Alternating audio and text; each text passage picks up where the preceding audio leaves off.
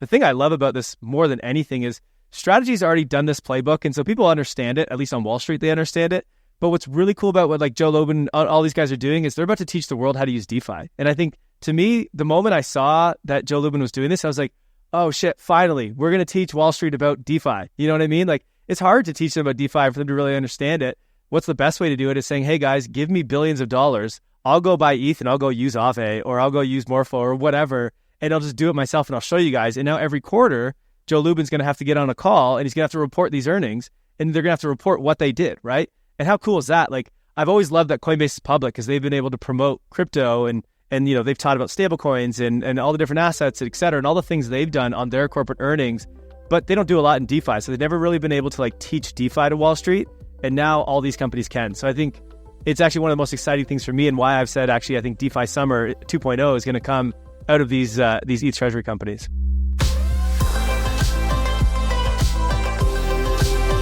Welcome to the Edge Podcast. I'm DeFi Dad here with Nomadic. Today's show features the founder of Impact 3 and the co-owner of the Milk Road, Kyle Reidhead. So we just got off the episode, and I think this is the most bullish episode on ETH since Ryan Berkman's joined us. Kyle has a perspective as a storyteller. You know, he bought the Milk Road, I think, during the last bear market. Like, I don't know all the details behind that. We got a little bit of a story on the podcast, but the Milk Road has, I think, over 300,000 subscribers.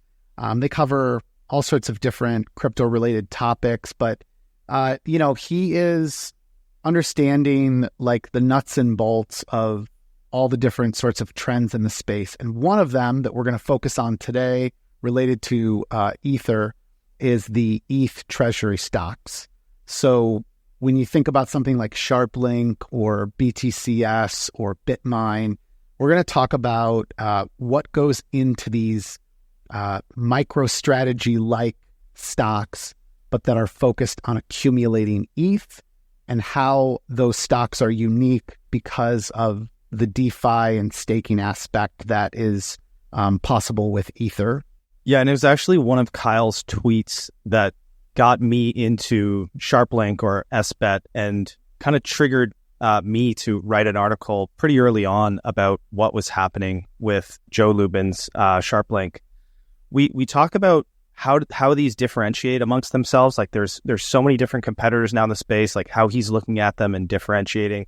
We talk about his DeFi 2.0 thesis and basically how all these launching treasury companies will impact DeFi and especially a lot of the blue chip DeFi protocols. Yeah, for anyone who is feeling behind on like what's going on with these crypto treasury stocks, if it's of any comfort, I really felt behind the ball just about a month ago. You know, I had followed MicroStrategy.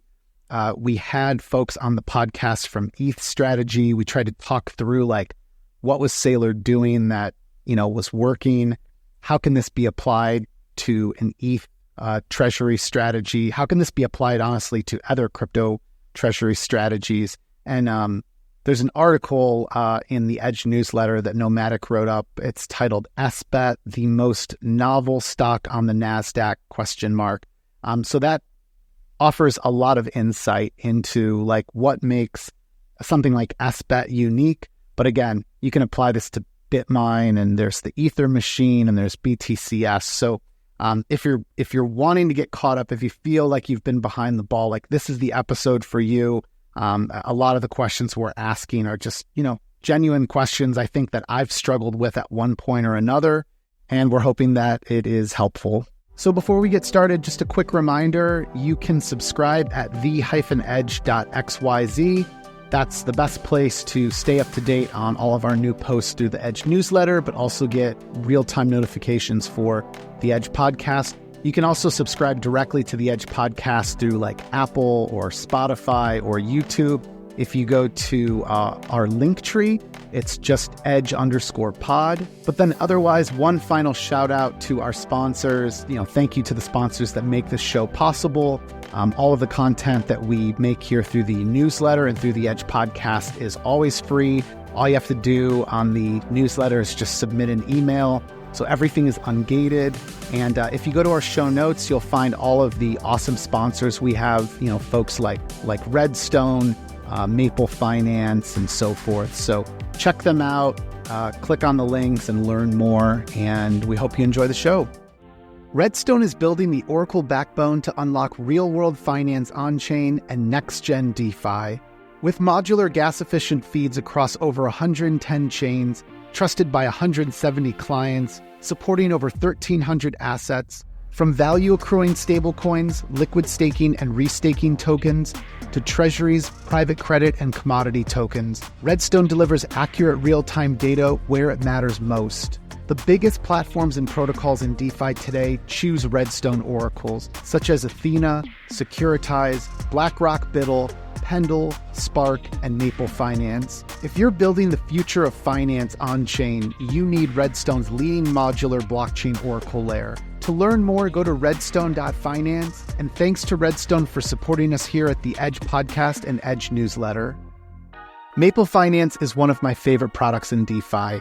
It is a gateway to sustainable real yield powered by over $1 billion in AUM across USDC and BTC products. And now with SYRUPUSDC by Maple, anyone can earn institutional-grade yield. Learn more at syrup.fi, and thanks to Maple for supporting us here at the Edge Podcast and Edge Newsletter. FALCON Finance, the team behind the fastest-growing synthetic dollar, with institutional yields that are competitive and sustainable, offering yield optimized across your favorite DeFi protocols. Point season is now live. Learn more at falcon.finance. All right, let's introduce Kyle Reidhead, founder of Impact 3 and co-owner of the Milk Road. Kyle, welcome to the Edge Podcast. How are you doing? Hey, I'm great. Happy to be here. Thanks for having me on. Love the podcast. So it's great to be here and join in. One of the reasons we wanted to have you on, even though I've known you for years, I had no idea that you were such an ETH bull. And as a fellow ETH bull, I was drawing strength from the fact that as the price was creeping down to $1,400 ETH in the spring, you were one of the folks who was, again, I guess, speaking out to the fundamentals of Ethereum. So I want to talk about your conviction there. And we want to talk about ETH digital asset treasury stocks, or just DATs in general. So Michael Saylor set the playbook with Bitcoin, with MicroStrategy, and that playbook is really working out well now for these ETH digital asset treasury stocks. It's also working for Hype. It's working for Sol. It looks like Athena just launched one or is going to be launching one. So it's exciting, but I only caught up to speed on all of this in the past few months. And a lot of that had to do with an article, like a report that Nomadic wrote up in the Edge newsletter. So if you've ever been overwhelmed by like what the hell is going on with these crypto treasury strategies, we're hopefully going to get you caught up here. Like it's really not as complicated as it seems, and Kyle is one of the best experts to speak to it. So, anyways, Kyle, do you want to kick us off with just a little more about like just who you are, like what you've built there with Impact, and then also would love to get the history of the Milk Road. Yeah, sure. So we started Impact 3, which is a marketing agency, back in 2019. It was not to do with crypto in the beginning. It was just a marketing agency. We worked with digital creators. So anyone who's creating content online that was building online products. And then at the same time, though, for years, I'd been learning about Bitcoin, learning about investing. And after I really understood Bitcoin and knew what was going on there, was buying that, I was like, I need to figure out this Ethereum thing. Like, what is going on with this thing? And it was in 2019, and I had met up with some buddies that worked in the crypto space, and they sent me some, and I started going down the rabbit hole, and actually Bankless was one of the first ones that I started reading their content, and I was like, holy shit, these guys are really good. And I reached out to Ryan. I just DM'd him on Twitter, and I was not on Twitter at the time, like not creating any content. And I was like, listen, you got great content. I run this marketing agency. It's not about crypto, but you help me understand Ethereum. Like, let me help you guys get big. Like, you guys need to be way bigger than you are. At the time, they were very small. They had like 15,000 subscribers. And so he's like, sure, let's jump on a call. So we started working with him in 2020 with Bankless, and they absolutely blew up over the next 2 years. It was one of the craziest growths I've ever seen in a company. We helped them go from like 15,000 subscribers to like 300,000 like a year and a half. It was crazy. So like, it was a combination of like a crazy bull run. But so that sort of like made us go, whoa, this growth in crypto is nuts. Like we should probably pivot our company and go more into this. And so we did. We started getting a lot more clients in the space. We realized like there was a big gap. There was all these really cool companies, whether they were media companies or they were like protocols and apps that just didn't know how to tell a story, didn't know how to promote what they were doing. It was always confusing, a lot of technical jargon. And we're like, listen, we can help you guys. And so that was really kind of what set us off on our marketing agency. And so we've been doing that now for years. At the same time, we also realized there was kind of a gap in the world of like education for crypto, which I think is probably the same reason why you guys started this podcast as well. At the time, this was like 2020, 2021, there was a lot of people talking the technical side of crypto, and then a lot just on like the loosey, like retail investing, but it was all kind of fluff and not really that great. And we were like, you know what? Why don't we bring in the fundamental analysis of this stuff and talk to people and help them understand what's really happening in this space? So we actually started a company called Web3 Academy, which is a media company, which was growing, but it was quite slow. It was through like 2020, 2023, when times were, a little bit more tough in this space. And then we had an opportunity where we were working with Milk Road with our agency, and they wanted to get out. They wanted to focus on other things. And so they asked us if we'd be interested in acquiring them. And we were like, hell yeah, we love Milk Road. We love the brand. They were 20 times bigger than our existing media company. And our media company was very similar to what they were. So when we acquired it, we sort of moved our products that we already had with Web3 Academy into Milk Road, into a 20x size audience. And so we basically like doubled revenues, cut their expenses in half, and we're kind of on our way. This is about a year and a half ago. And so that really set us up. And now we've launched additional, streams of content within Milk Road. We have Milk Road Degen, Milk Road Macro, Milk Road Crypto. So we're kind of covering different areas that matter to the crypto world for an average investor. And we've kind of built out like a research arm and a research platform for those that are interested in investing and understanding the space. Why don't we talk then, Kyle, a little bit more about your conviction for ETH? Again, I had no idea that you were so bullish on ETH. I started noticing, just while it wasn't as trendy to be bullish on ETH the last few years, you seem to be continuing to like hammer on points for, why Ethereum would grow and like all sorts of different narratives. But yeah, talk to us just about like what are the fundamentals behind why you're bullish on ETH?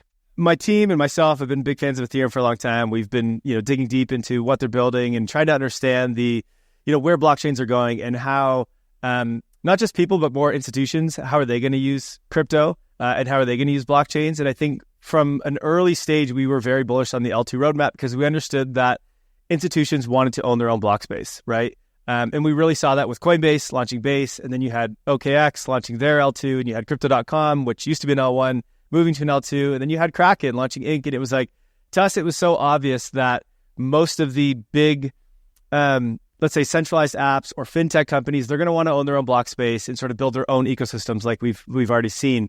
And so I could tell from early days that what Ethereum was doing was the right move. And so their roadmap and what they were building out, how they were scaling, to me, it always made sense. I never really understood why something like Solana or Sui or all these others, why big institutions, why they would want to build on something like that. Maybe they'd build an app there because they just want to be across all chains. But I always kind of could tell that they would want their own chain. And it doesn't make sense to launch your own L1. It makes way more sense economically and just like technically to launch an L2 instead. And so that was always my sort of like thinking of where the space was going to go. And this goes back to like the early days of L2s. And now it's kind of, I wouldn't say it's everyone understands that yet, but like Robinhood was obviously a really big signal. And I think that will just continue on. So that was always my like big conviction that like Ethereum's building for the right way. Also, building for decentralization, making sure that the validators of Ethereum, it's very, very cheap to do so. And that way they don't need as much inflation as something like Solana or these others. Just all the things that they were doing always seemed like economically it made sense. And for the long term and sustainability, it always just made sense to me. The math always worked out. It didn't make sense with a lot of the others. Now, this doesn't mean I'm not a maxi by any means. I know there are a lot of ETH maxis out there. I'm not. I do appreciate everything Solana's done for the space and many of these other chains too. And I think some of them will survive and some of them will do well. I've just always been, the roadmap of Ethereum just always made sense to me. And then also like the people building in this space, when I speak to those who are building in Ethereum versus others, it's more grown-ups. It's people that really understand where the future is, and I agree with them on where the future is going. They're building for like the new financial system instead of these like more consumer-facing apps, which feel a little bit more fluffy to me. I think DeFi and I think money is the big thing, the big unlock of blockchains, at least to start. This doesn't mean I don't think like Web3 will be a thing. I think that's way down the road, though. I think we first need to get money right. We need to get the financial system right. And I think that's the starting point. And I always kind of believe that. In Ethereum, that's really always been their focus. So I always had conviction in Ethereum. And even with everything that's happened over the last few years, I mean, if you look at the ETH BTC ratio, it probably wasn't easy to do that. I will say, I didn't always have conviction in ETH, the asset. There was a while there where I was like, you know what? I don't see why ETH gets a bid. It's a $300 billion asset. And yes, I always separate Ethereum and ETH. And I think that's an important thing for people to do. So like, if you look at our reports in Milk Road Pro, where we kind of give our like deep analysis, we always said, we think Ethereum is doing the right thing. But sometimes we said over the last year, we don't know why ETH is going to catch a bid, right? I still think Bitcoin will outperform. And the main reason for that, to be honest, and one of the things I've been trying to help people to understand is, to me, it's all about public markets right now. And the thing that Bitcoin did well, and really it was Michael Saylor did well, is he was able to bring Bitcoin to public markets. Now, the ETFs did that as well, right? Bitcoin was kind of first on that. But really what Michael Saylor did was, hey, I'm going to bring Bitcoin to the public markets where most of the world's capital can't allocate to Bitcoin or ETH or any digital asset. Even though it's available and there are Coinbase and all these ways that you can buy, most of them just can't because of risk, because of regulation, because of whatever. And what Saylor did was saying, hey, I know you can't hold and buy digital assets and custody themselves, but you can buy a stock on the NASDAQ, right? And so that worked. And not only that, but hey, you can get more exposure to Bitcoin by improving the Bitcoin per share, which is exactly what all these DATs are. I don't really call it DATs yet, but I know you call it that. And my research team does too. And I'm like, I hate that word. But anyway, so to me, they were running around Wall Street teaching everyone about Bitcoin, which was like a whole sales team, which no other company really had. And especially Ethereum didn't really do that well over the last few years. And so basically, Michael Saylor brought Bitcoin to Wall Street and was like, hey guys, here's a bunch of different vehicles to buy it, whether it's like in a bond, a convertible note, whatever, right? He's got like 5 different different stocks that you can choose from. And so different funds that have different restrictions and jurisdictions, they can buy it in different ways. And Ethereum just never had that, right? And a big reason for that was because the SEC, Gary Gensler, just kind of made it, he didn't necessarily make it illegal to hold ETH or to build on ETH, Ethereum, but he made it very cloudy and murky. And so a lot of people just didn't do it. And so there was a while there where I was like, we still held it, but we actually did limit or kind of lower our exposure to it a little bit and just kind of moved into Bitcoin because we're like, until this changes, I just don't see ETH outperforming. And so we've always been mega bullish on Ethereum, but there were some things that needed to happen for ETH to really have its moment. I think one, getting rid of Gary Gensler was huge. We started to dial in on that. And then it was because once you had that, you had DeFi protocols that could actually start to do token buybacks and like generate real revenue and like do things that this whole industry always wanted. And then when you had Joe Lubin start with SBET, we're like, okay, here it is. This is ETH finally going mainstream, finally going to the public markets. This is the unlock that Ethereum has needed and ETH has needed for so long. And we became mega bulls in that moment. And that's proved to be a very good decision since then. Man, so many good points in there. I think well, first of all, I'm not comfortable with DAT yet either. We always like to call something digital asset to sound smarter as opposed to crypto for whatever reason. Wait, guys, what do you call it? Are you calling them like treasury stocks? I have struggled with that as well. I call them crypto treasury companies. Yeah, so that's what I call it too. Crypto treasury companies, yeah. But if I'm feeling if I want to feel really smart one day, I'll call it a DAT or a digital asset treasury. Yeah, A DAT? Yeah. My research team started doing that. We just wrote a big report of them, and it was like titled with DATs, and I was like, what the heck's a DAT? This was a couple weeks ago, and then I was like, oh, I see. Okay, everyone's using this word now. To be fair, though, as we do PR and some of the marketing for SharpLink and for SBET, and they actually want to start using the word digital asset more. They say it's a more favorable word in Wall Street than crypto is. So I think there's a reason why people are using it now. There's a lesson in that for folks that are talking to family and friends. Talk about it as digital assets. I swear your friends will look at it in a different light. I want to just go back to a few things Kyle was saying. So you mentioned such an important pivot point. We've gone over it kind of ad nauseum on this podcast, but getting rid of the Gary Gensler regime was huge because what we didn't have with the EF and almost like lacking a BD marketing arm for Ethereum was people that were behind the things that were doing the best on our chain, which was DeFi, essentially. So they were kind of taking a position of almost like hostility towards DeFi.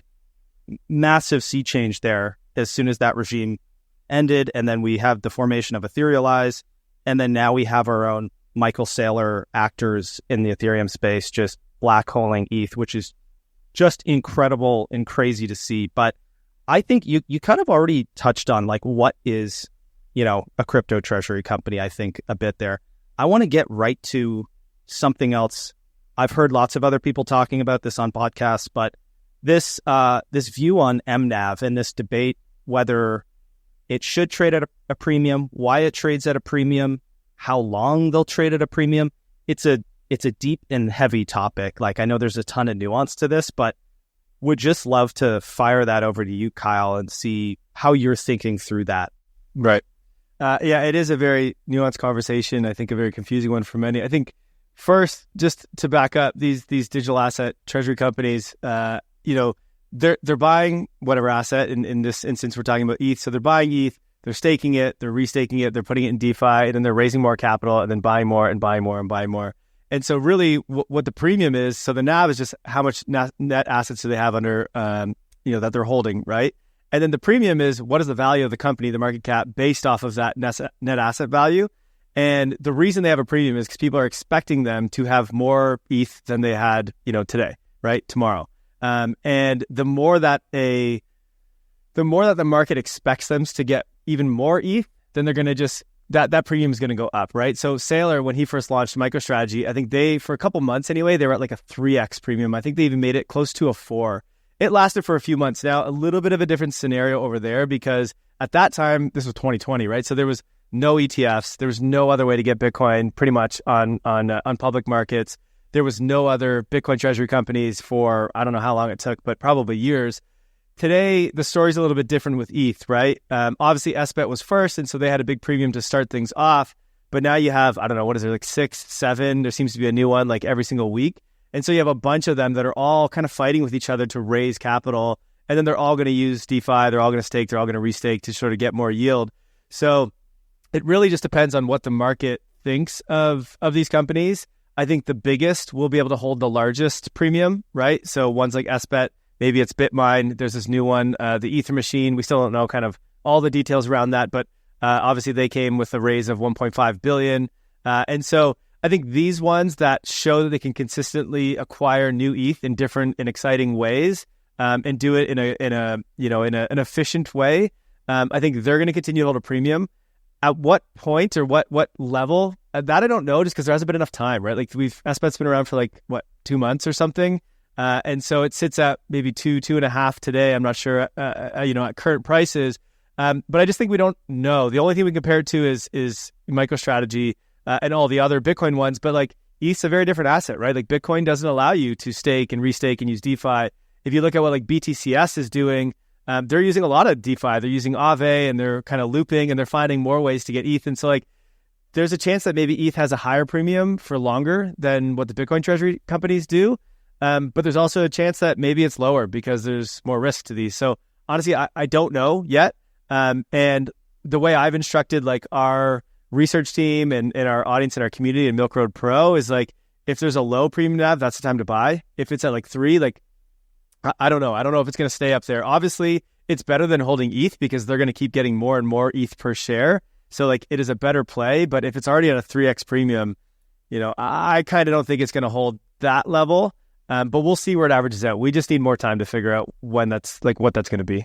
Kyle, there's going to be a bit of background information on how these DATs work. So we're hoping to kind of walk through these piece by piece. One of the components of how this works is it looks like there are teams that are essentially buying dead companies that are listed on mega exchanges like the NASDAQ or S&P 500. So yeah, how can you explain that to folks who are new to this? What's going on in terms of getting a publicly traded company that they can pivot to this ETH Treasury strategy or some other crypto treasury? Yeah. So the reason this whole thing works is because it's a public vehicle, right? They can access the public markets. It's where you can get better financing. It's where you can raise a lot more capital. It's a lot cheaper than if you were to do it personally or with a private company.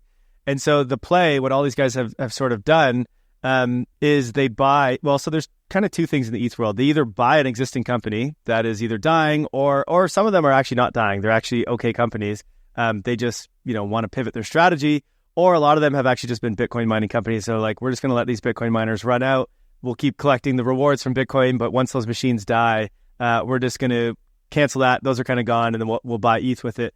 But so what they do is they buy these public companies, and the thing to understand about these, where it gets a little bit weird, like you saw SharpLink when they first started this, it went up like crazy, right? And then it went down 75%. Everyone was like, oh my God, this thing's over. Like, it got wrecked. And it was like, well, that was actually quite obvious that it was going to happen. Bitmine, same thing. That went up like crazy. And I remember telling everyone, I was like, guys, do not buy this right now. You got to wait. It needs to dilute. So what's happening here? When they buy these companies and make the announcement that they're going to, they raised 400, million or $1 billion or whatever that number is. When they first do that, the company itself only has like 1, 2, 3 million in shares, because they're quite small companies actually, right? They're worth like $2 million or $4 million in market cap. So it's not very big. So what happens is when they raise this capital, the 400 million or the billion, whatever, they're actually selling shares to do that. So they're diluting. And so they're going to go from like 2 million shares to like 60 million shares, right? And then they're selling those shares privately to these investors. They're giving them the money, and then they're going to go buy ETH with it, right?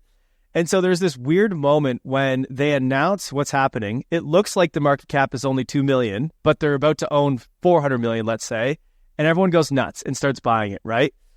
The weird thing about it's kind of like a low float, high FTV, right? We think about these with tokens. Sometimes you have tokens that just go crazy. You're like, why is this thing going so high? It doesn't make sense. It's worth like 100, billion FTV, but it makes no sense. And it's because there's just such a tiny little float that it's almost like a short squeeze, right? So that's what happened with SBET. That's what happened with Bitmine. And then you had to wait. And what happened with SBET was, well, they diluted. They went from 2 million shares to like 60 million shares. And all of a sudden it looked like their market cap was like, I don't know what the numbers were, but let's say like 40 million. And it's like, holy, this thing's way overvalued. Its premium is like 20x, right? So obviously that had to come back down to a more reasonable NAV.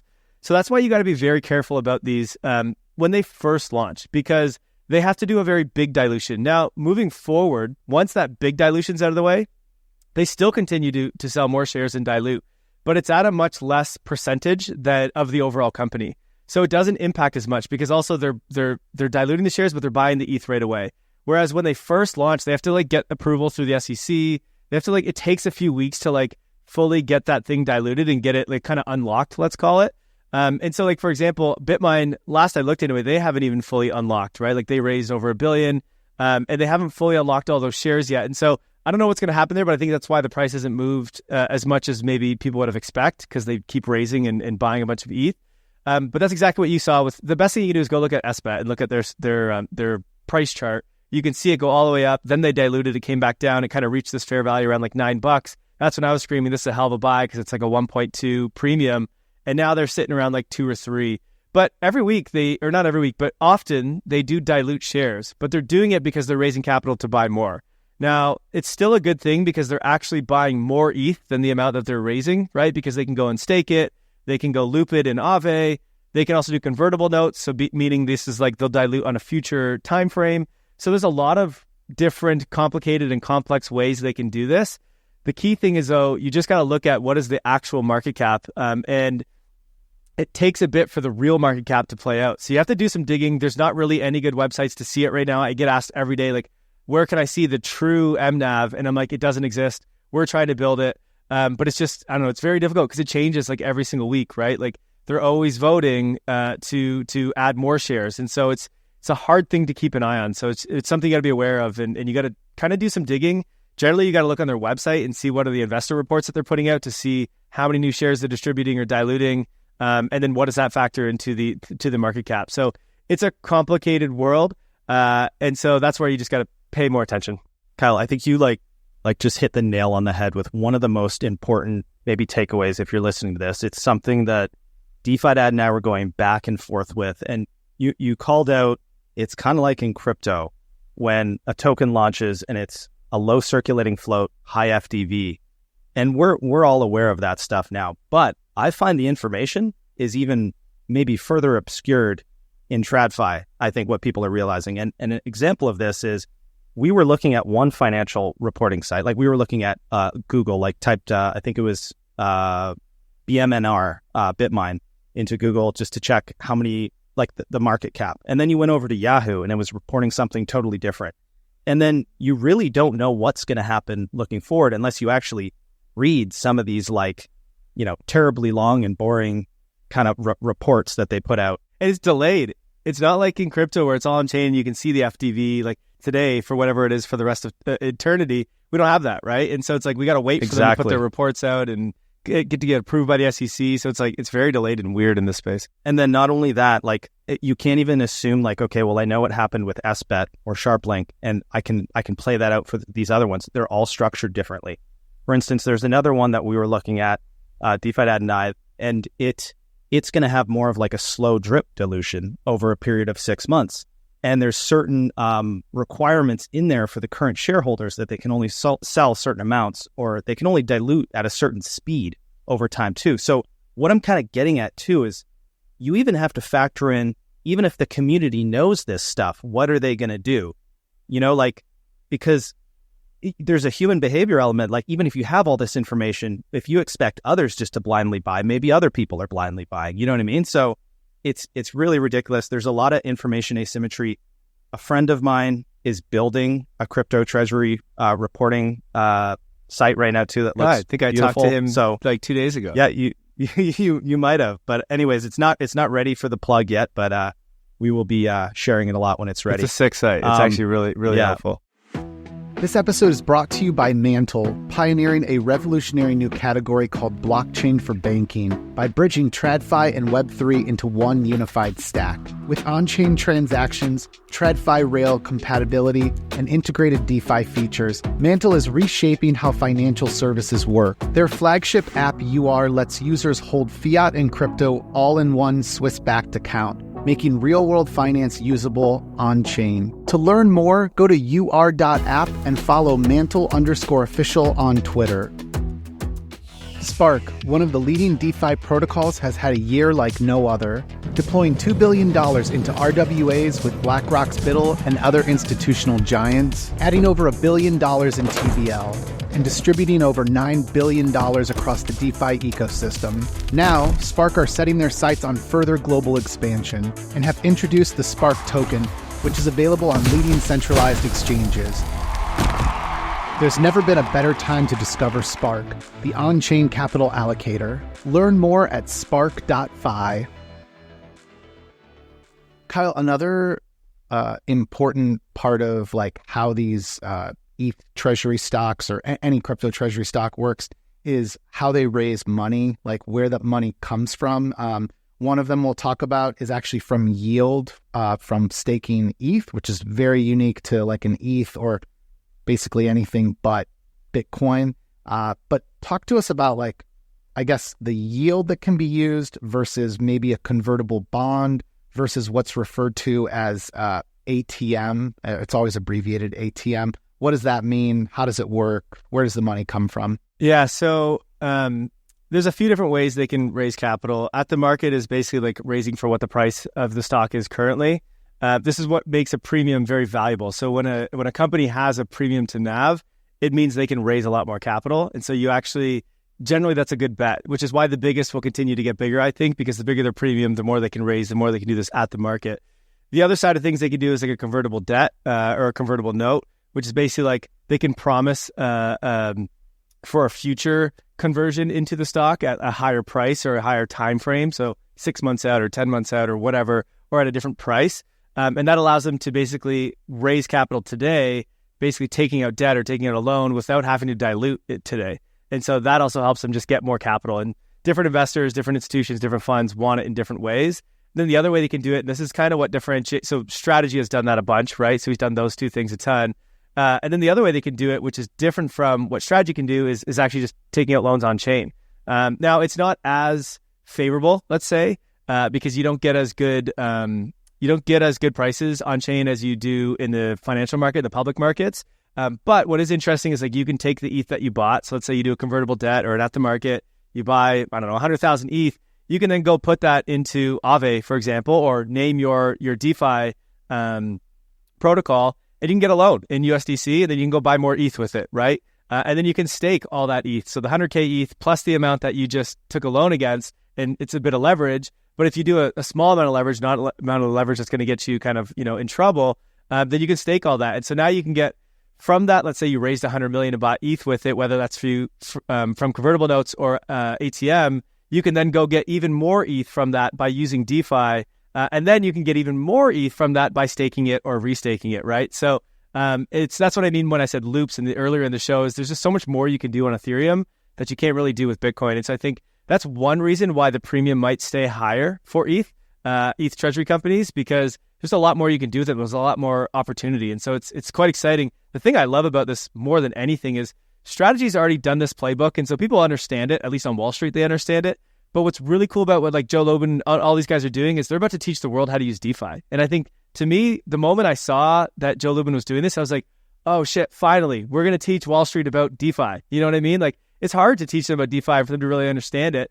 What's the best way to do it is saying, hey guys, give me billions of dollars. I'll go buy ETH and I'll go use Aave, or I'll go use Morpho or whatever, and I'll just do it myself and I'll show you guys. And now every quarter, Joe Lubin's going to have to get on a call and he's going to have to report these earnings, and they're going to have to report what they did, right? And how cool is that? Like, I've always loved that Coinbase is public because they've been able to promote crypto and they've taught about stablecoins and all the different assets, et cetera, and all the things they've done on their corporate earnings, but they don't do a lot in DeFi. So they've never really been able to like teach DeFi to Wall Street. And now all these companies can. So I think it's actually one of the most exciting things for me, and why I've said actually I think DeFi Summer 2.0 is going to come out of these ETH Treasury companies. Yeah, okay. I want to get into your DeFi Summer 2.0 thesis here. But you said a lot of great things there as well. And before we kind of get into the fun DeFi stuff, I even want to walk through some of the strategies again and like how they would do them in a bit more depth.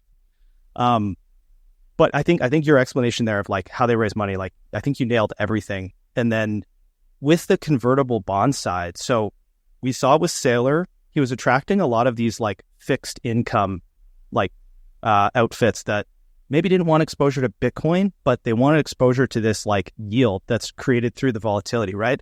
And so what we know, I mean, if you've been in this industry, ETH has even more volatility than Bitcoin. So I think there's definitely a market that will mature for the convertible bond side as well that I'm really intrigued to see play out.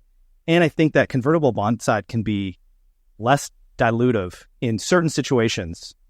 So it's like another kind of arrow in your quiver, right, that you can pull on, right? Yeah, I think what people need to understand is what you see of ETH Treasury companies today, it's so early stage. There's so much more that these guys can do, both in the traditional markets and then also in the DeFi markets. And I think we're going to see that accelerate because they really need to race to be the biggest and to be the best. And so we're going to see so many more new things like convertible bonds and then like using DeFi. So I think it's going to be, and I mean, if you listen to the episode that we had with Joe Lubin yesterday on the Milk Roadshow podcast, he talked about bringing SBET onto Linea, like tokenizing the stock, bringing it onto Linea and creating like rewards or features for it for those that I think are investors in SBET. He didn't necessarily say that, but he was like, we're going to find a way to bring it on chain using MetaMask and Linea and create additional opportunities with it. And so the blending of TradFi and DeFi to me is the most exciting thing. And 2025 seems to be the year that this is all happening. I put out a tweet this morning of like the DeFi mullet, where we've been I think you guys probably have as well, been talking about DeFi mullet for years. In 2025, finally we have Coinbase, who integrates Morpho into their app. You had Kraken, who's integrating Aave into their app. And then these ETH Treasury companies, I think people don't realize, like, this is the biggest DeFi mullet we've ever seen, because this is taking DeFi yields and just putting it on public markets. And so it's like, we're going to get billions and billions into these things, and they're going to start doing different things. And now the big trend is let's get stocks on chain. So what happens when you bring these crypto companies on chain, but then onto public markets, and then you bring that ticker and put it back on chain, and it's like, now you're going to have all these different loops. It's going to be wild. So I'm excited. I'm a little bit scared, but I'm mostly excited.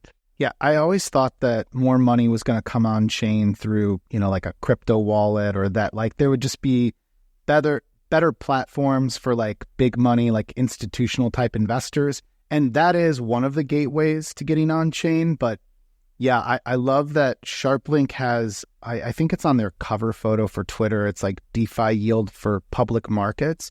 And that's been the aha moment this last few months for me, realizing this is just a vehicle for pooling all this money. It's pulling big money from, the public markets, it's pulling money from folks who otherwise would never know about or want to get involved with, let's say, ETH looping. But like, there is safe, low leverage ETH looping to take advantage of, especially because of the way that certain money markets are set up, because of the way that they price those different assets, like the days of Oracle manipulation, like blowing up these markets. Like, we don't have to worry about that with every type of like leveraged looping setup. And so anyway, someone like a SharpLink or Bitmine or BTCS, or I think Bit Digital was another one of them, these folks can not only earn a very healthy yield with ETH staking, but they're going to be able to do all these cool things like, put up liquid staked ETH on something like Aave, borrow more ETH against it, redeposit it, having swapped it for more of the liquid staked ETH. These are things, honestly, that like we all know as DeFi power users, but I just didn't think that like the public markets would be able to get access to it. And I think that's really cool. Like, this is what differentiates Ethereum. This is what differentiates really some of the other crypto asset treasury strategies that are smart contract platforms like Hyperliquid's got one for Hype, or a few for Hype, and we've got a few different ones for Solana. But Ethereum is, again, Ethereum's going to have the biggest demand because of the uptime, being live for 10 years, being truly uncensorable, being defensible for big money to be able to get into. So why not allow them to take full advantage of all the capital efficiency of DeFi? So it's really cool. I absolutely got caught off guard by this. I just wasn't thinking about it in the context of DeFi yield for public markets. But a lot of the Ethereum people were very bearish on these treasury companies right off the bat. And I think for good reason. They were like, this is centralized, right? So this isn't the ethos of Ethereum. This isn't self-custody. This isn't the ethos of crypto in Ethereum. And I think the thing that people need to realize is that not everyone in the world wants to self-custody their assets. And more importantly, most institutions and most capital in the world can't self-custody their own assets. They actually have to have someone else do it for them because of rules, regulations, risks, etc. And so I think too many people in the Ethereum world just think that the only way that this world is going to work out for Ethereum is like everyone has to go self-custody. We all have to get our own MetaMask wallet, and like we all have to use DeFi ourselves. And it's like, guys, that's never going to happen. It was never going to happen. Most people in the world don't ever care to do that. They don't want to self-custody assets. They don't want to use DeFi. They actually don't even want to think about money at all. And so I think what these are is an option for those that don't want to do it themselves, right? Or not even don't, but can't. Because I think what most people don't realize is like up until like 4 months ago, whenever Gary was gone, like literally 99% of the world's capital actually couldn't come on chain. And even today, with Trump being so pro-crypto, we still don't have a lot of laws in place. We still don't have a lot of clarity on what we can do. And so most institutions still actually cannot buy crypto and definitely cannot use DeFi. And so this is an option for those that can't do it to actually finally do it. And so you don't have to do it. If you're an ETH person who really loves self-custody and wants to use DeFi yourself, like go do that. You don't have to buy SBET. But what they're doing is basically opening the door and giving access to literally 99% of the world's capital that otherwise couldn't do this. And again, that's why I think the ETH BTC ratio got so bad, was because there were all these things you could do on Ethereum, but most people can't and won't do them. And so these ETH Treasury companies are that vehicle. The ETFs sort of are, but like they can't stake, right? They can't use DeFi either. And so like they're kind of not really the full expression of ETH, whereas like these ETH Treasury companies are. And so I think it is the big unlock for public markets. Okay, I got 2 questions for you. You just mentioned the ETFs, and I think staking is going to come soon, to be honest, for the ETF. So do you think that maybe inhibits any of the value of the treasury companies? And then I'm going to throw one more at you. There's so many in the mix now, and I'm curious, again, like who's going to win out? Like how are they differentiated? Is it a combination of best kind of off-chain and on-chain strategy? Like what are you looking for? Like where would you place your bets? Like, and you don't even have to tell us specifically who it is if you don't want to, but like what criteria or what attributes do they need to execute on to interest you? So if you think about what are the competitors to ETH Treasury companies, it's the other ETH Treasury companies, it's the ETFs, and it's like just buying ETH spot, right? Those are kind of the big three. I think buying ETH spot, that's for a whole different world and a whole different type of buyer or investor. And then you have the ETFs, which is also, I would say, it will eat into some of the share for sure. But again, all they can do is stake. And then whenever that comes, I think that probably comes the next month as well. But they can only go that far, at least today. Whereas these ETH Treasury companies can not just do more than staking, like restaking or using Aave, they can also raise capital and get more and improve the ETH per share. And so I think a lot of the funds that want to outperform ETH, they're going to go with the ETH Treasury companies instead, just because you can, what SBET calls it is ETH concentration, but you can improve your ETH concentration a lot more using something like this than you can the ETFs. We also don't know, like when staking comes, are they going to put that ETH back into the ETF? Are they going to take that themselves? Like we don't really know what's going to happen there. So we'll have to kind of see, but I think both of them are a net positive because there's some funds or let's say like passive, like pension funds and endowments, et cetera, that can only buy ETFs and they'll just consistently buy those things. And then there's others like more aggressive, whether it's VC funds or, whoever, hedge funds that will go and buy the treasuries, and a lot of retail can buy both as well. So there's a lot of different, buyers for these things. And thankfully there's a lot of energy or appetite, let's call it, for ETH right now. A big reason because of stablecoins. So when you talk to any of these treasury companies, I asked Joe this on the podcast yesterday. It's like, what are you guys pitching when you're talking to these funds, like behind doors? And they're like, look, we pitched the big picture of like we're going to upgrade the financial system and it's going to be on Ethereum. But ultimately, the reason they say yes is they want exposure to stablecoins, right? And we just had the Genius Act that got approved. And so like stablecoins are here to stay and they're only going to grow and get bigger. Really, most of this came because of Circle. So when Circle IPO'd, it did like a 10x and that got everyone pumped in this space. So we not only were talking to ETH Treasury companies, we talked to a lot of like exchanges and other companies in the space that are going public, and they're all rushing to move their IPO forward because of Circle. So there's just a lot of appetite for crypto, but ultimately for stablecoins.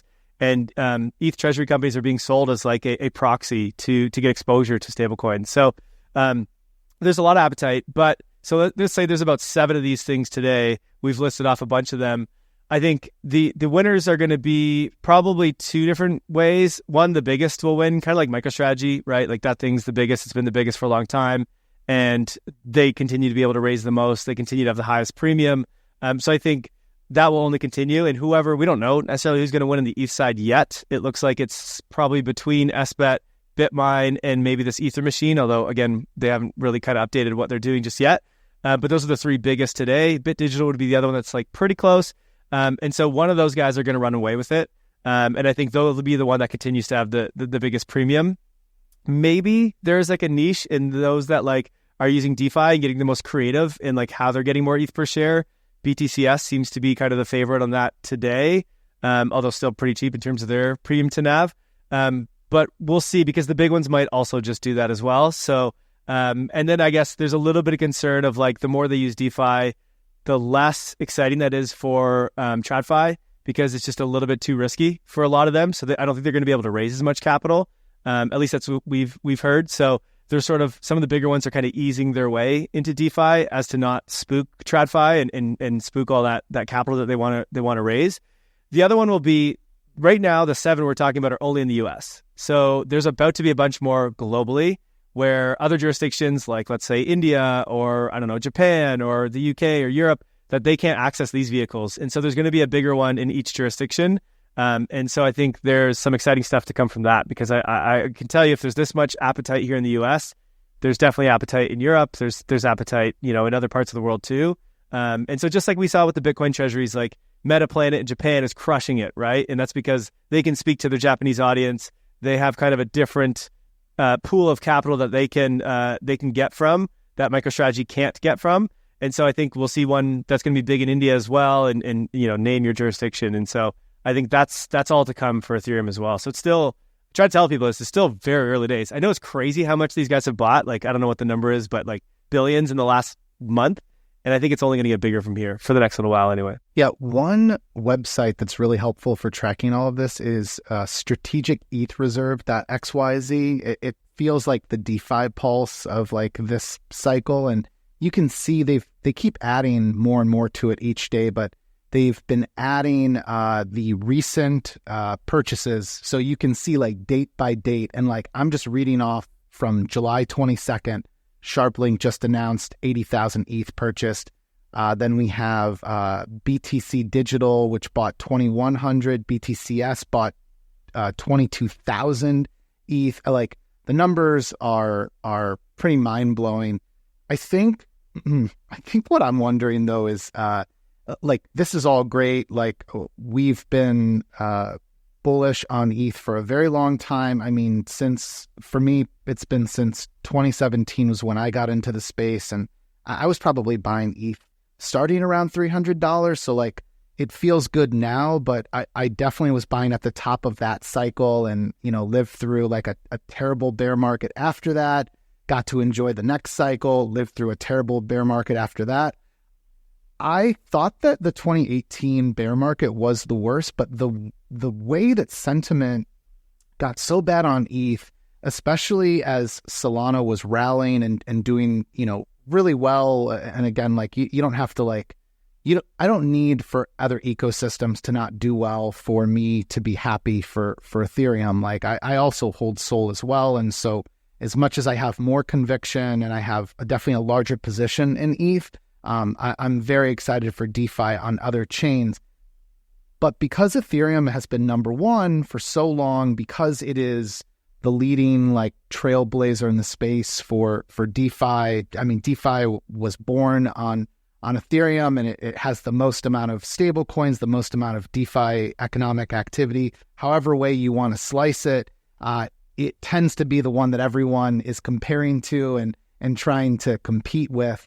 And I'm just wondering, like, what are your thoughts now that things have turned around so sharply? Like, we have that price leading sentiment sort of playing out. Like, I always knew that all we needed is for the price of ETH to go up very quickly in a short amount of time. And many people that were on the fence suddenly flip bullish. People who were extremely bearish suddenly flip bullish. I mean, what are we supposed to take from all of this? Because, like, I've definitely got some open wounds from the last year. I really felt like I took some like abuse on Twitter from all sorts of different folks, some with like louder voices. I really feel like some really stepped on Ethereum's throat at its darkest hour, and now are like, what? Like, we were never that bearish. Like, we just, we just were waiting for Ethereum to return to glory. Like, I feel like there's a lesson in all of this. Is it just that like you don't question the fundamentals that we saw playing out with Ethereum? But by the way, too, I'm saying all of this and the price of ETH is still around like $3,800. Like, I want to see ETH return to an all-time high, because I know that that's an important milestone. It's important for ETH holders. It's important for Ethereum builders. Like, we need ETH to go to a new high so that we can continue to see this demand that is playing out for ETH, the asset. I think the first thing to take from it is to always do the opposite of whatever crypto Twitter narrative is. So whatever they think is right or the big thing in that moment, you sell it and you buy the complete opposite every single time. It always works. And I've literally been saying this on Twitter, and maybe crypto Twitter people hate me, I don't know, but I just want like an inverse crypto, like we have that inverse Kramer thing that people always talk about. I want that for crypto Twitter, because every time crypto Twitter gets excited about something, you sell it and you get rid of it, because it's always the opposite. And so I don't know. For me, what I do is I actually just try to not pay attention to the noise of crypto Twitter. I don't think that crypto Twitter is actually very relevant anymore. It used to be. Like last cycle, it was very relevant. If you wanted to like get the alpha, you wanted to be on crypto Twitter, and especially like the cycle before that. But this time around, I actually don't think it matters. I think the alpha is all in public markets. You want to understand where the big capital is going.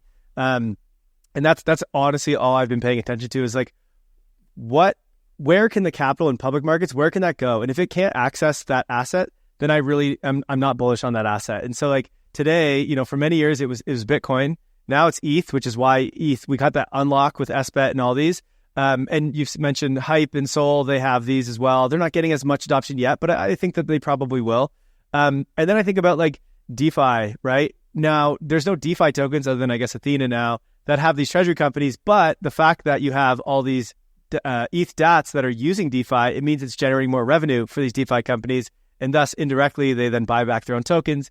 And so like there's kind of public market demand for Ethereum DeFi. So like for me, the signal is all in what is public markets thinking and what are they doing, right? What do they care about? And if you talk to people in public markets, they're not talking about Solana. They're not talking about all these things crypto Twitter are talking about. They're talking about ETH. They're talking about stablecoins. And so if you were paying attention to that, it was pretty obvious that ETH was going to have its moment at some point.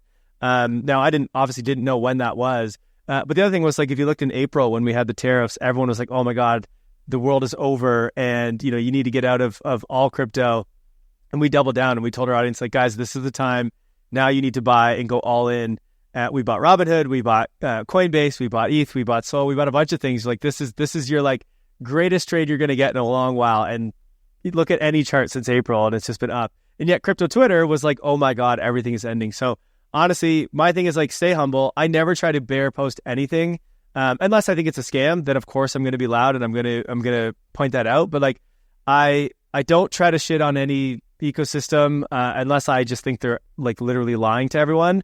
I try to support, right? Like I think what we're trying to do here is really hard. We're literally trying to like revolutionize the financial system. We're trying to upgrade the entire financial system.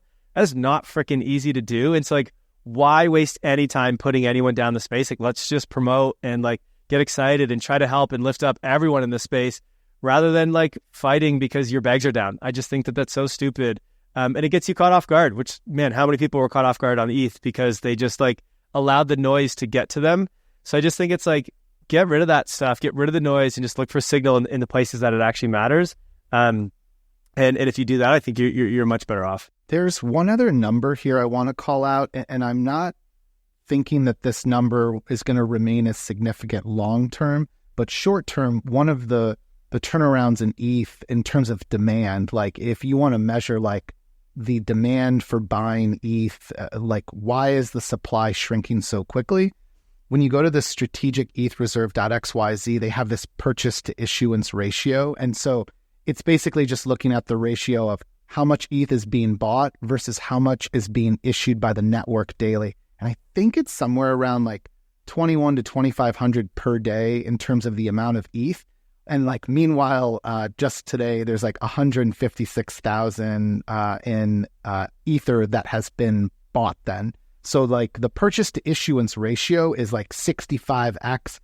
They're silly looking numbers. Again, like there's been this explosion of ETH Treasury stocks. And so, there are big players that are buying up all of this ETH.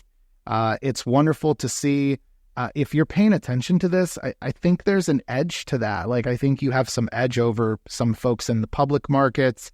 And so anyways, take advantage of knowing that information, understanding that this has been one of the things that I've been sharing with friends who they might be holding some crypto, but they don't follow things closely. And they're reaching out to me saying like, I know you're like an ETH guy. Like, again, remind me, like, why again am I wanting to buy into this? Or like, how do you know that like other folks are buying into ETH and why is this like a long-term hold? This is a part of the story of like showing like, hey, I'm not just making this up. It's not a story about big investors, institutional investors buying it. Like it's real and it's being quantified, and you should take advantage again of understanding that information now. And when you look at those numbers, by the way, because that 65x or whatever, that is a combination of these treasury companies and the ETFs.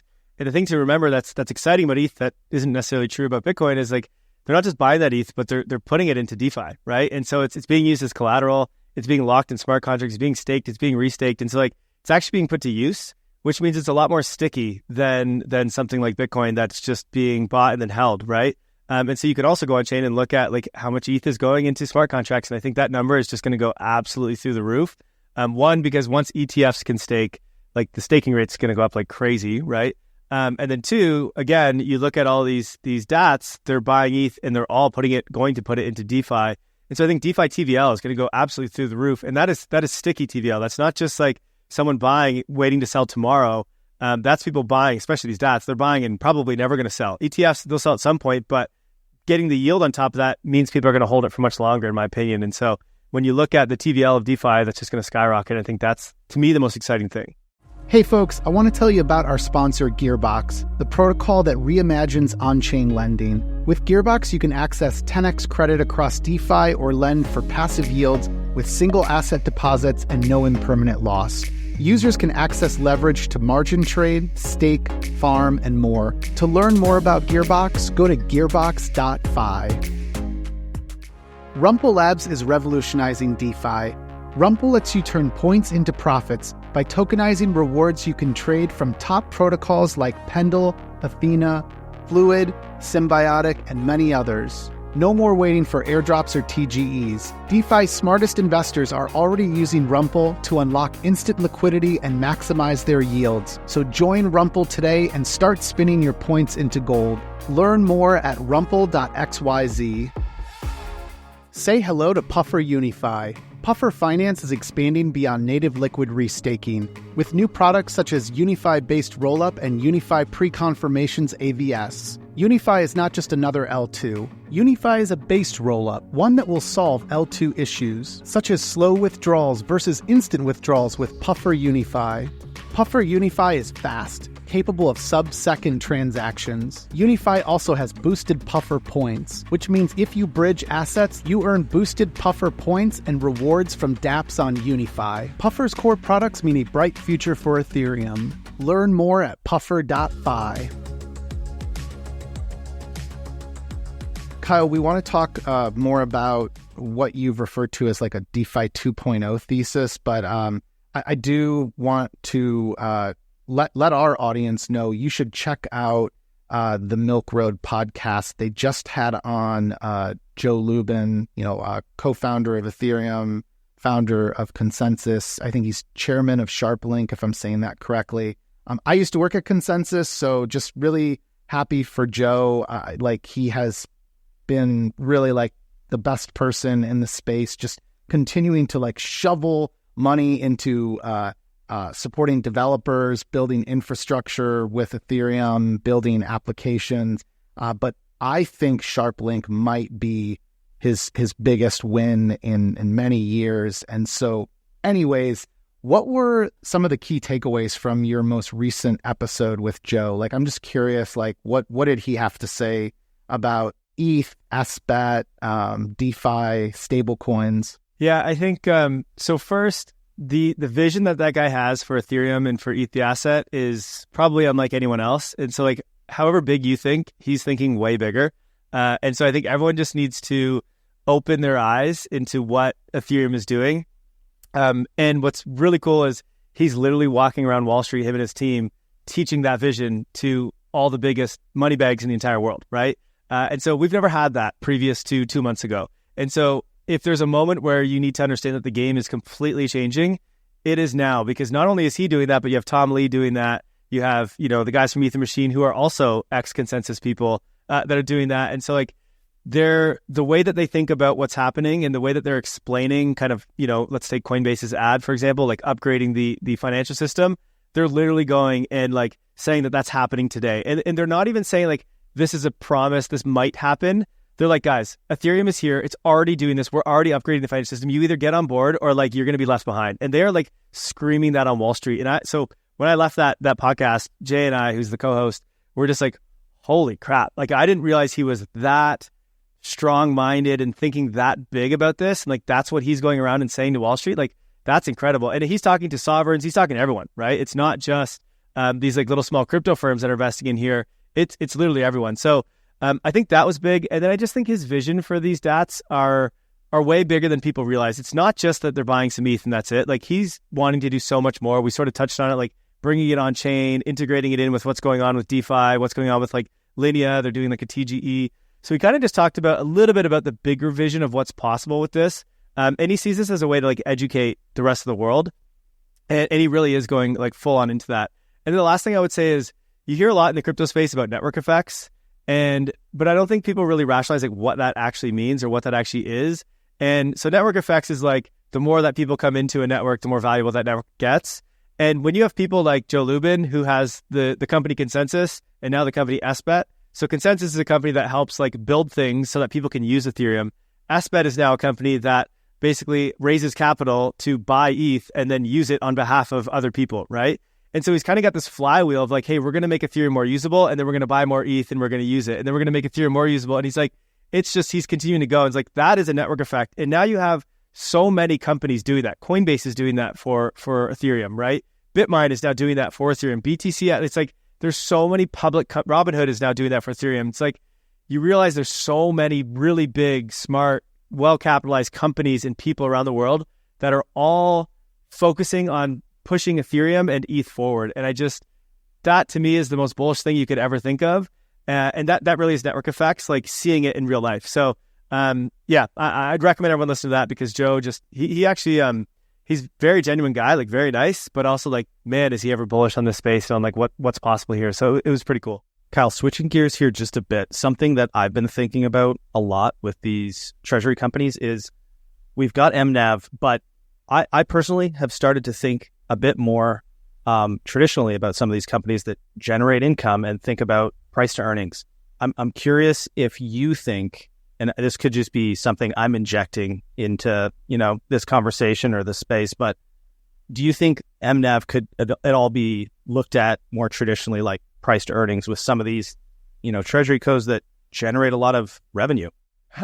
It could. I would say most of them don't have really any revenue or are not profitable at all. I think there's like maybe one that is. I guess maybe there's two. Bit Digital, I think, has an AI company that they're actually IPOing or selling or something like that. And then you have BTCS, which actually has like a bunch of different blockchain products within the company that does generate revenue, and it is profitable. And I think they're able to use that to buy even more.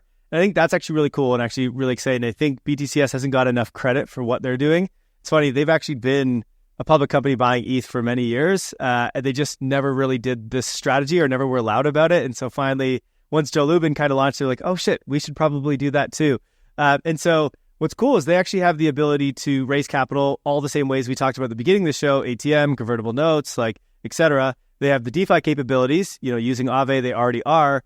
But then they also have an existing operating company that generates revenues. They do a bunch of different things. So they run validators already. I think they also had or have Bitcoin miners. I'm not sure if they still are doing that. And they have a few other kind of businesses like building blocks, et cetera, within BTCS that generates revenue. And so they can use that revenue, one, pay their operating expenses, maybe to pay off some of their debts, but two, to buy more ETH. And what's interesting about that, because their business is actually in the Ethereum world and in the crypto world, the more that they and these other DATs buy ETH and use DeFi, the more value comes from his business that operates within the DeFi and crypto space, right? So his validators and the other things they're doing actually become more profitable as they buy more ETH and everyone gets louder about buying ETH. So when I said flywheels about Joe, BTCS, and some of the other companies that are doing this, they actually have a flywheel too, even more so with the operating. So I don't know how that's going to play out or how we'll value them.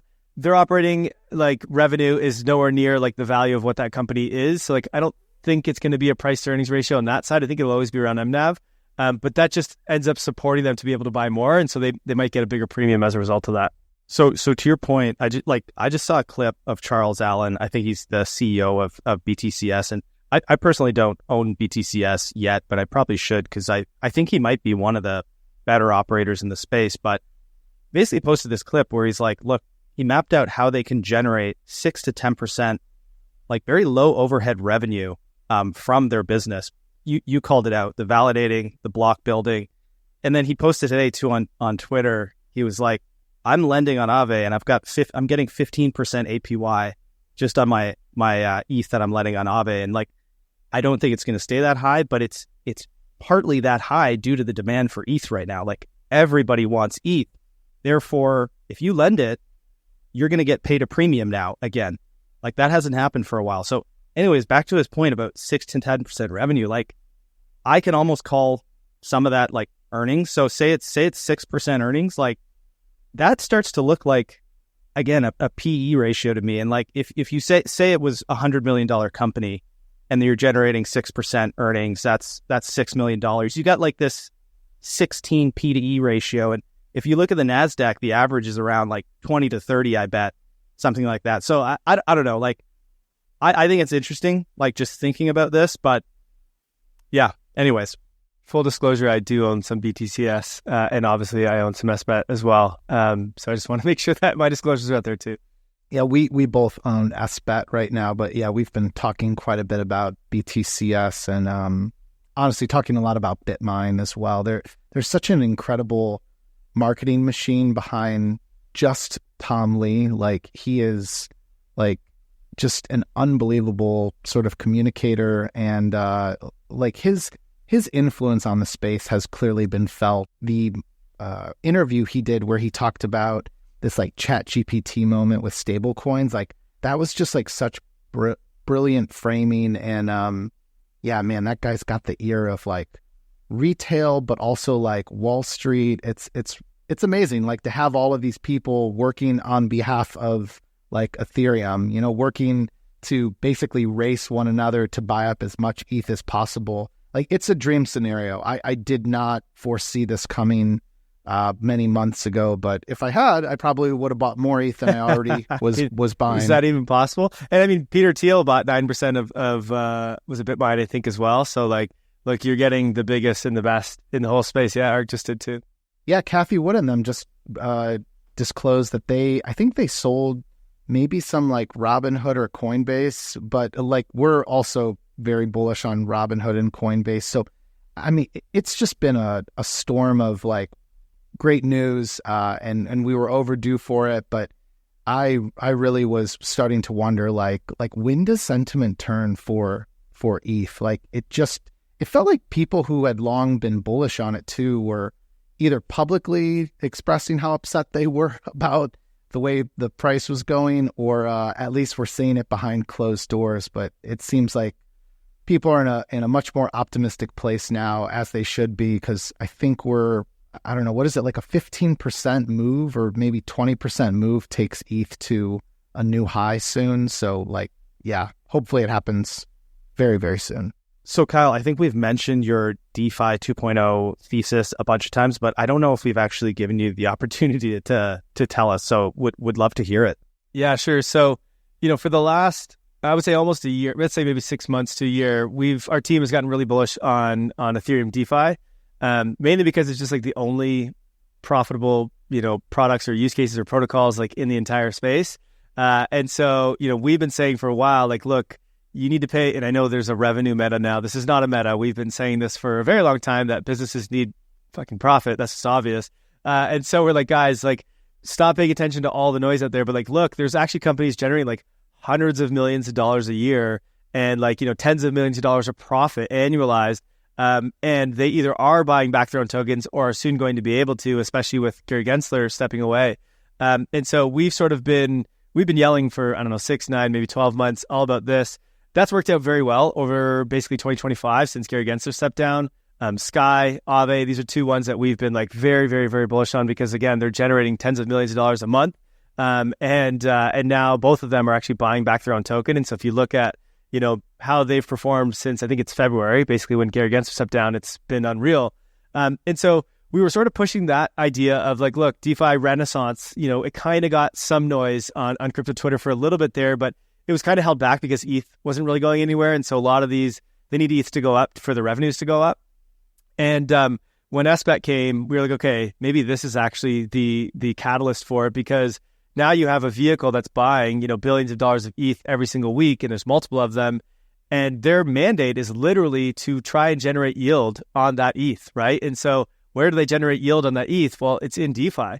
And so you already have all of these robust protocols that have been around for many, many years that have like, you know, already have tens of millions in TVL or billions in TVL, sorry.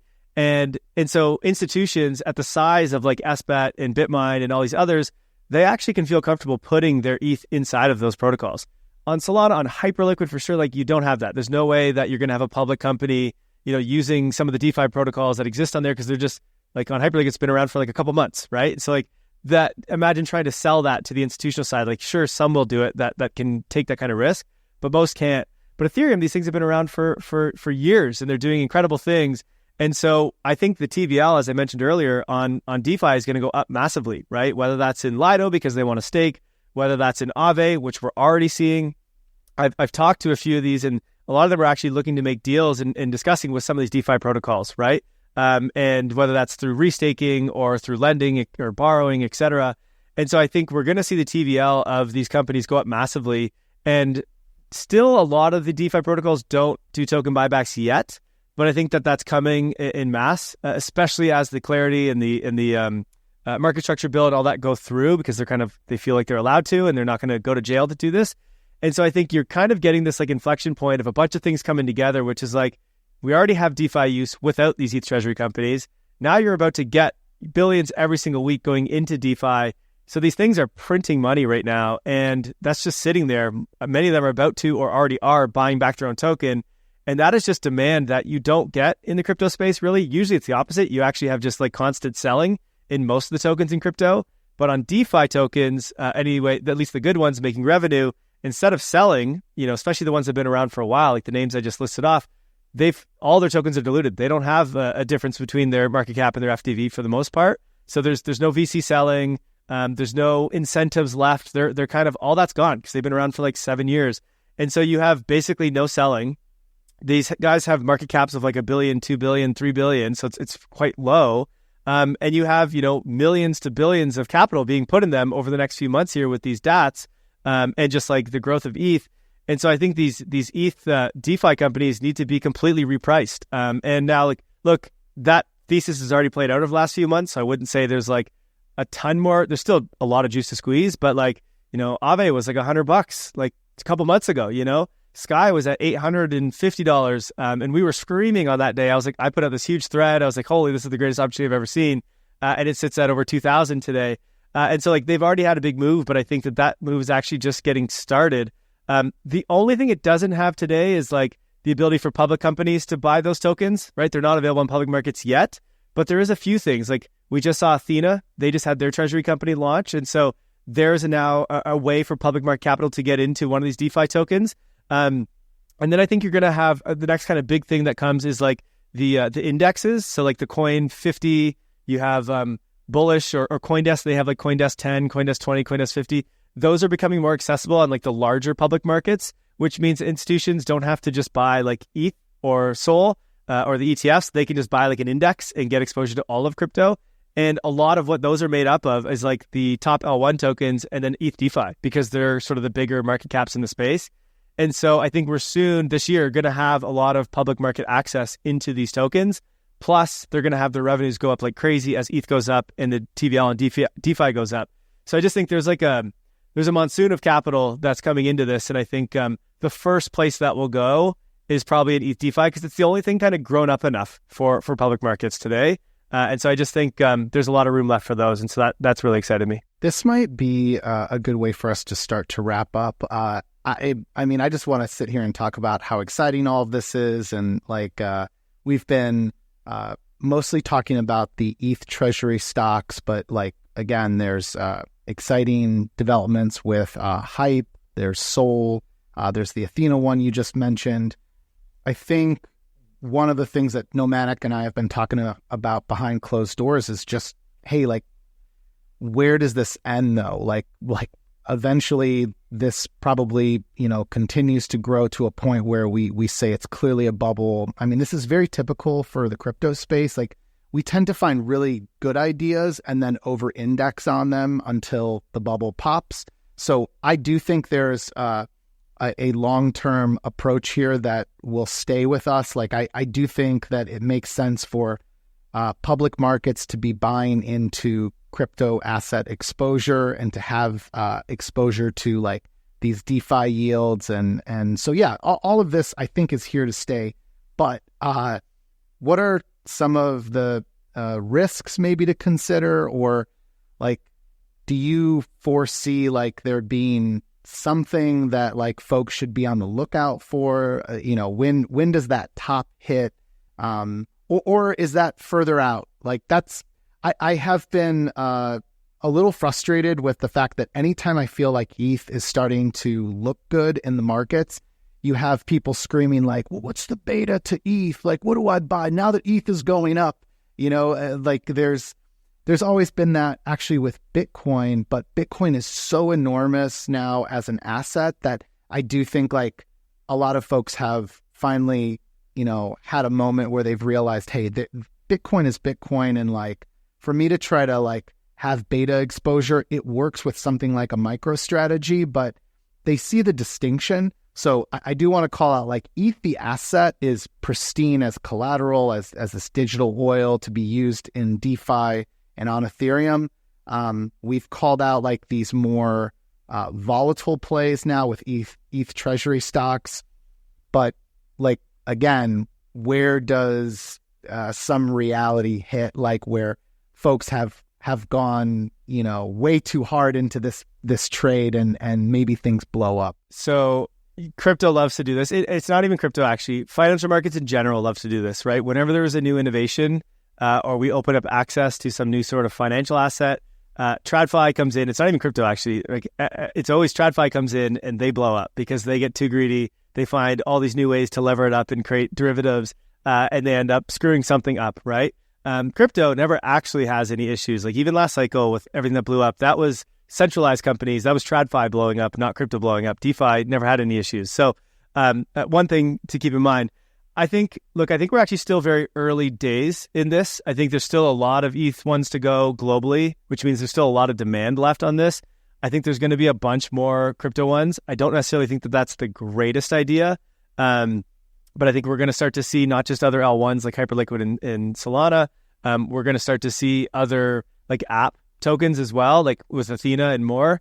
Part of that is a good thing, but part of it means probably not a great thing because they're so much smaller. They're so much more risky. In one example, like with Athena, as much as I'm excited about what they're doing, I love that company, I love that protocol. This one, for example, there's no demand for Athena on this 300 million that they did. That's just ENA that's vested, right? So they just moved vested ENA token into this treasury. Now the treasury has value of 300 whatever million of assets, but it actually can't be sold. And so there was no demand to buy that asset. So that's something to be to keep in mind because this is happening with a lot. Solana, a lot of the FTX stuff that's like held in FTX vesting, that's actually just being put in these treasuries. So like there's a weird dynamic and that can cause some problems. I think that this does end probably bad. I think there's a few ways that actually this cycle is going to end bad. I think it's going to be treasury companies are going to over-lever. Maybe that's using DeFi and they get liquidated. The good thing about these convertible notes and ATMs is you can't get liquidated, so you're fine. So like I'm not worried about MicroStrategy. But when you use Aave and others, like you actually can get liquidated. And then what does that mean for the stock? Hopefully, the big ones, I think they'll be very minimal on their risk. And so I think it's not going to be a big problem. I think there'll be a bunch of small ones that blow up, whether that be Ethereum ones or Solana ones or smaller token ones. But that's not going to be the end of the world because especially like if an Ethereum one does blow up and they, something happens to their stock, SBET can come in and just buy it, right? And they can get their ETH at a discount and then great, that's even better for SBET. So like there is some stopgaps. It's the riskier stuff outside of ETH where I think that's going to cause some issues. So you got to be very careful. I wouldn't recommend, buying much of these outside of the ETH and maybe the Sol ones. So I do think that's going to be a problem. I think we're also going to see an issue this cycle of tokenized stocks. There's so many different ways that companies are doing it, whether that's like Robinhood or Kraken or the list goes on. And these aren't real stocks on chain. They're sort of this, like there's a lot of like third parties and custodians in between it to make this work. Some of them are better than others. And I think there's going to be a lot of like issues there, especially when all of a sudden those can start going into DeFi. So I'm a little bit scared of that too. So I think there'll be, as usual with financial assets and financial bubbles, there will be things that blow up. I don't think we're there yet. The way that we look at markets, and we didn't really talk macro today, but just as a little lesson to the listeners, what we look at, what our analyst team looks at is sort of the business cycle. That's how we don't believe in the 4-year cycle or the Bitcoin having any of that stuff. We actually look at the business cycle, and when the ISM or the PMI goes over 50, that generally means risk on, not just for crypto, but for all markets. That's when the Russell 2000 starts to outperform and a lot of the smaller assets outperform. In the TradFi space, the same is true with crypto. If you look at the ISM, every time it goes above 50, that's when ETH and altcoin season starts. Every single time, right? Go back to 2017 cycle, 2020 cycle, even in 2023 and 2024, when ETH had its moments, the ISM shot above 50. Now, it's been lagged and hasn't been able to get above that and sustain it for multiple years, the longest ever in history. That's why I believe we haven't had this crazy like altcoin season yet. That's happening now. That's about to start. And so like I'd be keeping an eye on that. Whenever that starts to roll over, that's when I'm getting out because that's when a lot of the risk capital floods out of markets. And again, this is not a crypto thing. This is true of all markets. And that's when the things that got over levered, that's when they're going to get caught, right? And so that's kind of what I'm looking for is like, when does the macro world tell me that we're going to go risk off? And in that world, I don't think you want to be in any of these digital asset treasury companies. You probably don't want to be in much things, to be completely honest, because we don't know, like you got to wait for the tide to go out, right? And then you see who's got their pants down. That's the saying. I don't know who that's going to be today. Again, I don't think there's much trouble today, but over the next 6 months, look at how euphoric people got in the last 2 weeks on ETH, right?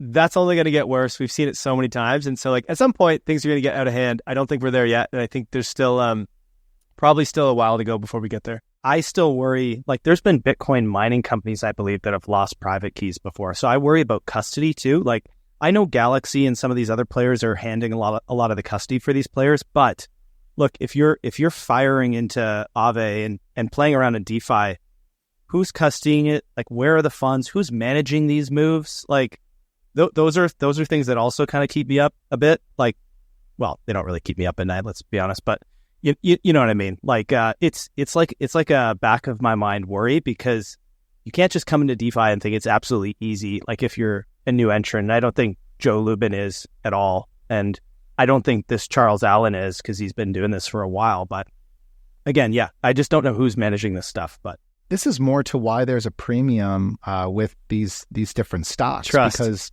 you're ultimately trusting that these folks are going to, be able to earn yield and manage and custody your exposure to ETH. So I think it's a great argument for that. Yeah, you want the risk. You're signing up for the risk in these vehicles versus the ETF. You're not signing up with risk in the ETF. You're signing up for a fully regulated, buttoned up, thing that's had a ton of eyes and everybody knows what's going on and there's set rules. You're setting yourself up for risk by going into these. You want it. And I personally want it, so. I would say, though, we've gotten pretty good at custodying digital assets these days, right? Like there's not as many hacks anymore. I know we just had the big one with, was it BitBuy or BitGet or whatever, of like over 1 billion. So like that one sucked. But like, knock on wood, we haven't had, like if you remember back in 2020, 2021, it was like every day you're like, shit, another 100 million, another 100 million. Like we don't get those that much anymore. You've got the Coinbases, the Galaxies of the world that like do a really good job here. We've improved that a lot. So like, hopefully we don't have any, but you're right. Probably someone gets hacked or does something stupid with their private keys. Again, I would assume that that's the smaller ones again. So it doesn't, hopefully anyway, it's not the SBETs of the world or the MicroStrategies of the world. Like that's where the big problems could come from. But I think those guys, they've got to figure it out. That's why they get so big. We're in such a better place though with all of these like ETH Treasury stocks now. I mean, like I can't believe that the Ethereum Foundation sold 10,000 ETH to SharpLink at around $2,500 as like an OTC sale. That was like one of the most glorious things I've read about in months. I was like, oh my God, like they're able to sell directly OTC, avoiding any sort of like selling pressure. And like, selling. Listen, one of the first times ever. Right. I was like, thank you. Transfer my bags from, keep my bags off the order book and then transfer them to my other bags, SharpLink. Like what a wonderful thing. And this is where like Joe and SharpLink have advantage. This is part of the reason Nomadic and I are long SharpLink is that I've known for years that like this is part of Joe's value he brings to the space is he's been working in the space for so long. So anyone who owns large amounts of ETH is in touch with him. And so now he's able to source that ETH. And like, that's just so awesome. I think Galaxy also sold SharpLink some ETH. Like this is great. And so hopefully we don't have a blow up, but if, for example, some treasury stock is using too much leverage, and if they do get liquidated on some of that, it's interesting to think like you would have, the markets taking care of all of this. You'd have someone like a Tom Lee or Joe and whoever else, BTCS, stepping in to want to buy whatever they've got there. So we needed 100%. More demand for ETH. Like as much as I believe that we will have probably millions of roll-ups in the future, millions of L2s, however you want to like frame that up, think about it. There's going to be all of these folks that are ultimately wanting to have their own L2, and that's going to create an unbelievable amount of fees for Ethereum, the network. But in the meantime, like we needed some like outsized demand. And, again, credit to Joe. He's been like beating the drum on this for so long. And I'm so happy that like they figured out a vehicle to match like his skill set with like being able to like add value to the markets. It's just brilliant. Tom Lee, again, Charles Allen, if I'm saying that correctly, like, and I'm missing a few others too. Like we are equal opportunity bulls for all of these ETH Treasury stocks. And it's just exciting times. Where do you think the top is? Like, is there a signal at all that, like you mentioned maybe the ISM as being like one helpful indicator, but I guess like, do you think the top is this year? Is it next year? Like any like anything you can share there? Yeah, good question. I used to think that it was this year. And then after Trump sort of changed his tune and they sort of said that they're going to grow their way out of the deficit, I was like, holy shit, that couldn't be a more bullish backdrop for crypto. And so now I think we push into next year. I don't know exactly when. I look at a ton of different metrics. The ISM is one important one. Liquidity, financial conditions, looking at the dollar. Like there's a lot of things that we look at on the macro side. The crypto side, there's tons of different signals or charts to look at, but that's changed a lot and it changes every cycle. So I wouldn't get too glued to one. So I don't know. My guess is probably somewhere Q1, maybe Q2 is where we start to top out. But I also don't think we're going to have as bad of a bear market as we've had previously, mainly because, well, it depends on how high we go here. But my assumption is, things get a little bit less exaggerated after each cycle, but we'll see. Who knows?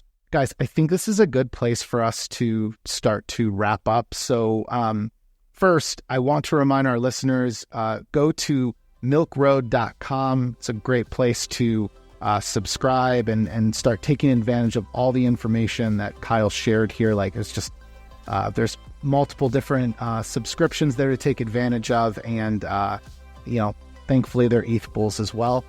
You should follow Milk Road Daily on Twitter. Make sure you follow Kyle's personal account. It's just Kyle Reidhead. Again, we'll put that all into the show notes so you can easily reference it. Then you should check out impact3.co. That's the agency, the marketing agency. And then you can follow them at Impact3 Growth. Kyle, any final word for us? Thank you so much for coming on. We'd love to have you back in the future. And any final word for us? Yeah, no, thanks for having me on. I love your guys' podcast. You guys put out great work. You've been doing it so consistently for so long now. So, deep out of you guys as well. I would just say for the listeners, like now's the time to lock in. Like, this isn't going to last for forever. We've got this inflection point that I just talked about. And now's the time to take advantage of that, right? Like we're about to pour a lot of money into this space. We're getting good regulation. There's a lot of things that are really going right finally. And just don't get too ahead of yourself, right? Like don't get too greedy. That's what everyone does. And that's why we always have these cycles. And it's why a lot of people that I talk to end up not making money in these cycles, which is crazy. The whole industry is going to 10, 20x. And so many people I know walk away with like worse off than when they started. And so like, take some of the things that we talked about in terms of risk. You don't have to always go down the farthest in the risk curve. Like there's some amazing wins just holding ETH, and there's basically no risk doing that. So like simple things in investing is usually the best thing. So just keep that in mind. Don't get too excited here. Thanks everyone for tuning in. To stay up to date with future episodes, plus get expert tips, strategies, and exclusive content, subscribe to our free newsletter at the-edge.xyz.